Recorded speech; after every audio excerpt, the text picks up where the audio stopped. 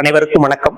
நம்ம இன்னைக்கு இந்த வீடியோல என்ன பார்க்க போறோம் அப்படின்னா, இந்திய அரசின் தலைமை கணக்கு தணிக்கையாளர் சிஏஜி அப்படின்னு சொல்லுவாங்க. சரிங்களா, அவரை பத்தி நம்ம பார்க்க போறோம்.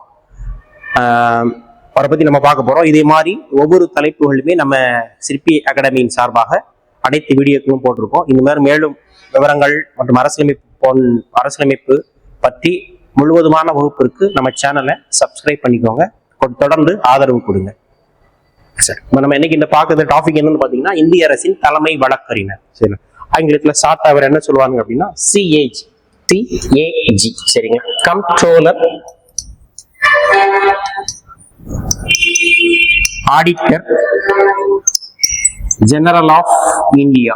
CAG comptroller auditor general of India. சரிங்களா, இப்ப நம்ம வீட்டுக்குமே ஒவ்வொரு வீட்டுக்கும் வரவு செலவு கணக்கு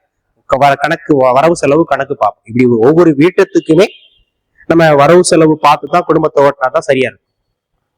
சரிங்களா, நம்ம இப்ப பார்ப்போம், வரவு எட்டனா செலவு பத்தனா அப்படிங்கிற மாதிரி இருக்கக்கூடாது. சரிங்களா,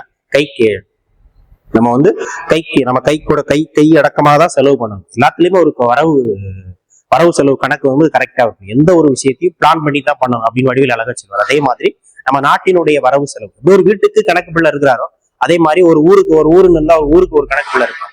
அதே மாதிரி நாட்டுக்கு ஒரு கணக்கு பிள்ளைங்கிற பணிகளை பார்க்கிறவதான் மத்திய அரசின் தலைமை கணக்கு தணிக்கையாளர். அதான் சிம்பிளா சொன்னா கணக்கு பிள்ளை, அவ்வளவுதான்.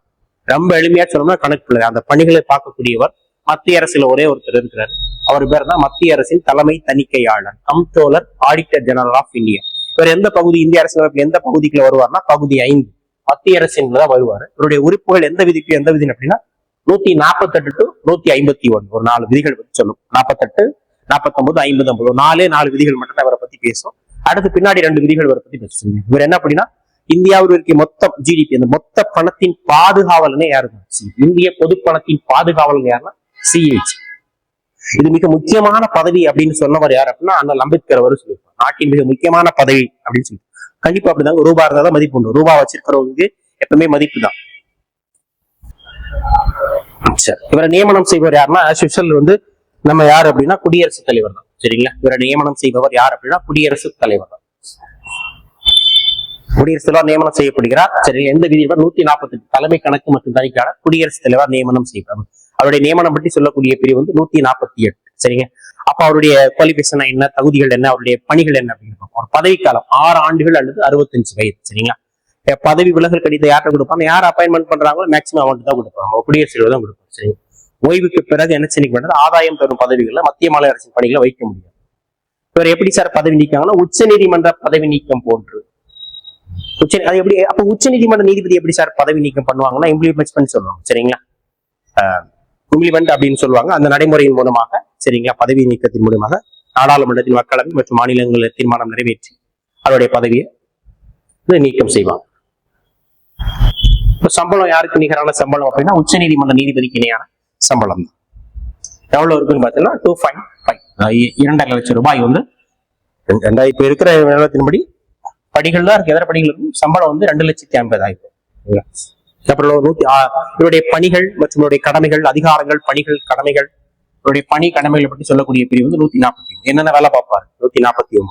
150 மத்திய மற்றும் மாநிலத்தின் கணக்குகளை என்ன செஞ்சிருப்பாரு, ஒரு விண்ணப்ப படிவு மூலம் சமைப்பார். நம்ம ஏற்கனவே பார்ப்போம், அக்கௌண்ட்ஸ் படிக்கிறவங்களுக்கு தெரியும். நம்ம வரவு செலவுக்கு நோட் இல்லைன்னா ஒரு நோட்ல லெஜர் போட்டு எழுதும். அந்த லெஜர் மத்திய மற்றும் மாநிலத்தின் கணக்குகளை விண்ணப்பம் மூலம் தாக்கல் செய்வார். அந்த நோட்டு போட்டு எழுதுறதா அந்த லெஜர் மூலம்.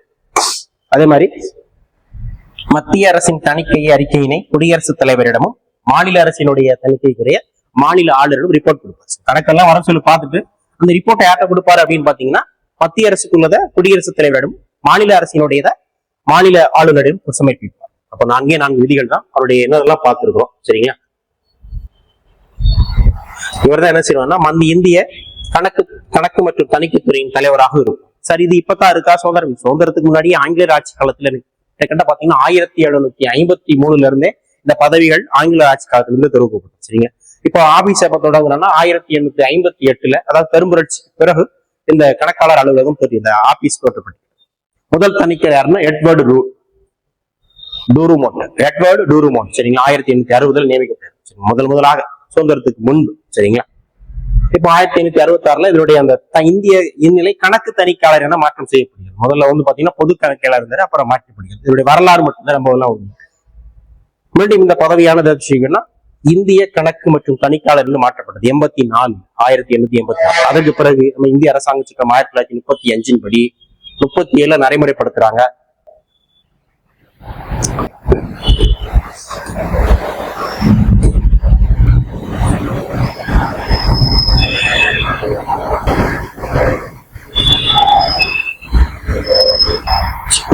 சட்டத்தின்படி 37 இது நடைமுறைப்படுத்தப்படுது. இந்தியாவின் அந்த 37 முதல் மற்றும் கணக்கு தணிக்கையாளர் P Narahari Rao. Old question. இந்தியாவின் முதல், அதாவது இந்திய அரசமைப்பு சட்டத்துக்கு வந்து செயல்பாட்டுக்கு வந்த பிறகு 35 சட்டத்தின்படி பி நரஹரி ராவ். சரிங்களா? 2023 யார் இருந்தா கிரி சந்திர முர்மு இருந்தார். தற்போது 2022 நியமனம் 2024 நியமனம் போட்ட ஸ்ரீ கே சஞ்சய் மூர்த்தி அவர்கள். இப்பவும் 2025 தற்போதும் அவர் தான் இருக்கார். சரிங்களா? அப்போ இது டிஎன்பிசியோட ஓல்டு கொஸ்டின். நரஹரி ராவ் முதல் தலைவர் யாரு, தற்போதைய தலைவர் யாரு அப்படிங்கிறத கேட்பாங்க. சரிங்களா? டாக்டர் அம்பேத்கர் இந்த பதவியை பத்தி ஒரு கூட்டு சொல்லியிருக்காரு. இந்திய அரசாங்கத்தின் ஜனநாயக அமைப்புகளில் அரங்குகளில், அதாவது அரண்களில் ஒன்று சிஏஜி, மற்ற அரண்கள் எது அப்படின்னா ஒன்று உச்ச நீதிமன்றம், இன்னொன்று தேர்தல் ஆணையம், ஒன்று வந்து டிஎன் மத்திய பணியாளர் தேர்வாணையம். 3 விஷயங்கள். 4 அரண்களாக பட்டியலிட்டிருக்காரு. அதெல்லாம் பாத்தீங்கன்னா சிஏஜி, உச்ச நீதிமன்றம், தேர்தல் ஆணையம், யுபிஎஸ்சி மத்திய பணியாளர் தேர்வாணையம். சொல்லியிருக்காரு ஒரு முக்கியமான பதவி, இது ரொம்ப ரொம்ப முக்கியமான பதவி அப்படின்னு சார் அண்ணல் அம்பேத்கர் அவர்கள் சொல்லியிருக்காரு. 200 நாட்டினுடைய தனிநபர் அல்லது நிகர வருமானத்தை கணக்கிட்டு சொல்பவர் இவர் தான். சிம்பிளா நாட்டினுடைய ஜிடிபி தலா வருமானம் இருக்கும். தலா வருமானத்தை அல்லது நிகர வருமானத்தை கணக்கிட்டு சொல்பவர் யார் தான் இவர். எந்த விதி அப்படின்னா 279. அதுக்கப்புறம் இந்தியா மற்றும் மாநிலங்களில் திரட்டு நிதியை தன் கட்டுப்பாடு பொது நிதி, இந்தியாவின் பணம். சரிங்க? 266 முக்கியமான கொஸ்டின். சரிங்களா? 266. சரி, 220 இந்தியாவின் பொது பணத்தின் பாதுகாவலன் இவர் தான். அந்த இந்தியாவுடைய மொத்த பணம் சிம்பிளா சொல்லணும்னா நம்ம வீட்டுல ஒரு கணக்குல இருக்கிற மாதிரி நம்ம நாட்டினுடைய மொத்த பணமும் யாருக்கு கையில பொறுப்புலதான் இருக்கும், இவர் தான் இருக்கும்.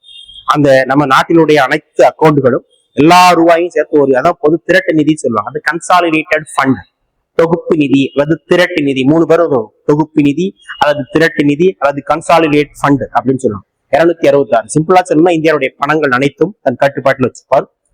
Old question 266. இப்ப இந்திய திரட்டு நிதி பற்றி சொல்லக்கூடிய பிரிவு வந்து 266. சரிங்க? இவருடைய பணிகள் என்ன அப்படின்னு பாத்தீங்கன்னா பாராளுமன்றத்துல ஒரு முகவரா இருப்பார். சரிங்களா? ஏன்னா முகவர் அப்படின்னா வரவு செலவுலாம் சொல்லணும்ல, வரவு செலவுலாம் கணக்கு பார்த்து சொல்லணும். சரிங்களா?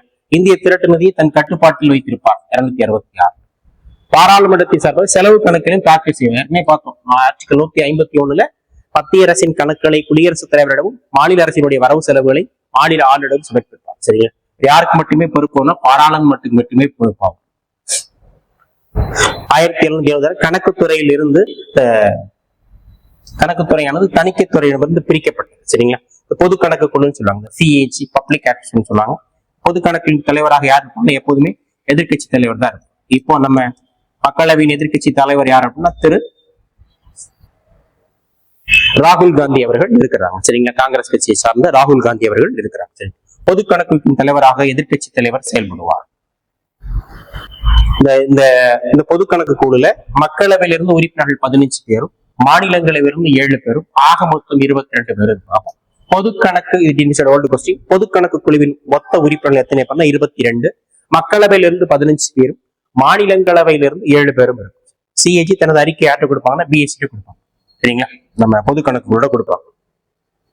தணிக்கை குழு. இந்த தணிக்கை குழு எந்த ஆண்டு உருவாக்கப்பட்டதுன்னா 1968. தணிக்கை என்ன சொல்லுவோம், உண்மையில இந்த வரவு செலவுலாம் கரெக்டா இருக்கா, என்ன ஏதாவது கொள்ளை எல்லாம் அடிச்சிருக்காங்களா, இல்ல கரெக்டா இருக்கா, நல்ல கணக்கெல்லாம் எழுதிருக்காங்களா, இல்ல ஏதாவது ஊழல் ஏதாவது பண்ணிருக்காங்களான்னு பார்ப்போம். சரிங்களா? தணிக்கை குழு,